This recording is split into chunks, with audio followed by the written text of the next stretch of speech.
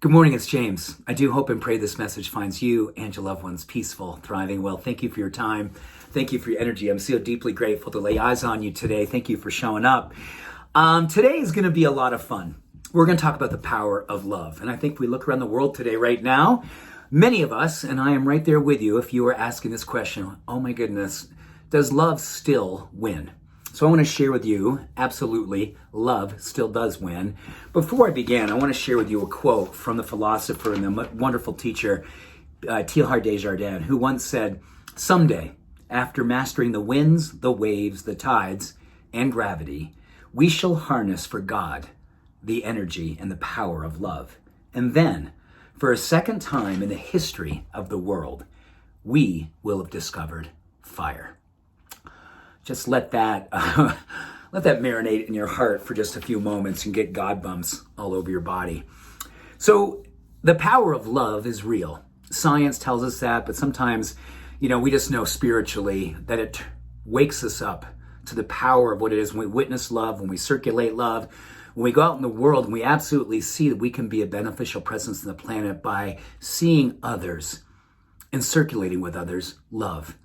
So I want to share with you how love does win physiologically, emotionally, and spiritually, so we can remember what it is that we are here to do in times like these, when our central nervous system feels more triggered than ever, our amygdala, our fear center in our brain, seems to be more taut and more ready to fire and more ready to judge and create distance, when love is the only thing that really is going to work right now.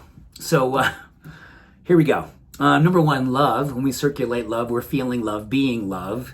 It actually helps decrease symptoms of depression and anxiety. That's an obvious one, right? You're increasing oxytocin, which in turn helps to build serotonin, increase dopamine.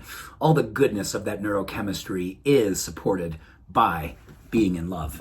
Number two, it actually helps to augment our immune system, improves the strength of something called natural killer cells, which are a primary defense against viruses and bacteria. So when we are putting love out in the world, our immune system is getting stronger and more vital. Number three, it lowers blood pressure. In fact, it actually lowers these things called cytokines, which are associated with systemic inflammation and heart disease and all kinds of other challenges. And when we're putting forth love into the world, loving ourselves, loving others, being loving energy, blood pressure goes down right along with stress. Number four, it actually improves and strengthens our life expectancy. In fact, studies show that our telomeres are strengthened, the things that protect our DNA, under the influence of being in the influence of love. Love that. This is so good. Number five, it actually eases acute and chronic pain, both physically and emotionally. That is beautiful. So we're seeing how these things called endogenous opioids, which are natural painkillers, are literally increased under the influence and the power of love.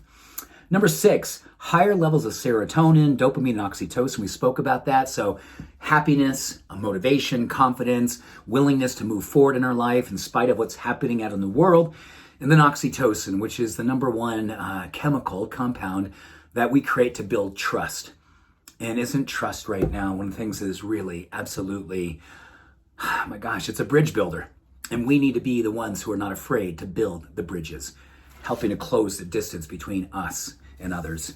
Whatever the number is, it lowers levels of cortisol, the stress hormone, which has all kinds of amazing benefits physically, emotionally, spiritually, on all levels. When we lower cortisol, we are increasing vitality, joy, and happiness. And lastly, better at leading others into love.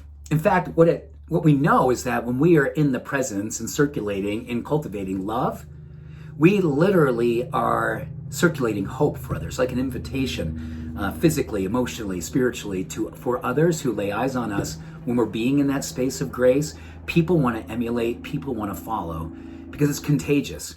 It's emotionally and spiritually contagious. So the opportunity for all of us today is to consider what it is that love does do and how love can be in us and as us. Giving ourselves permission to be pollinators of hope, light, connection, and really be the change we need to see and be in the world today. Thank you for being much in the space of love. And thank you for who you are, showing up each and every day. Much love, every blessing. Bye for now.